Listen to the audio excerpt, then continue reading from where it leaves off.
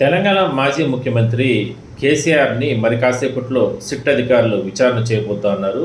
ఎందుకంటే phone tapping వ్యవహారంలో ఇప్పటికే ఆ పార్టీకి సంబంధించిన నేతలందరినీ కూడా గతంలో ప్రభుత్వంలో 10 సంవత్సరాల పాటు వాళ్ళు ఉన్నారు కాబట్టి వాళ్ళందరినీ నుంచి కూడా స్టేట్మెంట్ రికార్డ్ చేసినటువంటి సిట్ అధికారులు మరి కాసేపట్లో 3 గంటల 30 నిమిషాలకు ఆయన విచారణ చేయబోతున్నారు. కాబట్టి తెలంగాణ వ్యాప్తంగా కూడా చాలా ప్రాంతాల్లో బీఆర్ఎస్ పార్టీ నేతలు ఆందోళనలు చేస్తున్నారు. అంటే తెలంగాణ తెచ్చినటువంటి నేత కేసీఆర్, అలాంటిది ఆయన్ని ఈ విధంగా ఫోన్ ట్యాపింగ్ కేసులో ఇరికించి ఈ రకంగా అంటే వేధింపులు గురి చేస్తూ కూడా ఈ రకంగా విచారణ పేరుతో ఇబ్బందులకు గురి చేస్తున్నారంటూ కూడా వాళ్ళు ఆరోపణలు చేయడం జరిగింది. సో ఏదైనప్పటికీ కూడా మరి కాసేపట్లో అంటే కాంగ్రెస్ ప్రభుత్వం అధికారంలోకి వచ్చి 2 సంవత్సరాలు దాదాపు కంప్లీట్ అయిపోయిన తర్వాత ఇప్పుడు ఈ కేసుకు సంబంధించి పూర్తి స్థాయిలో కూడా బీఆర్ఎస్ ఆయన అధ్యక్షుడిని విచారణ చేస్తున్నారు.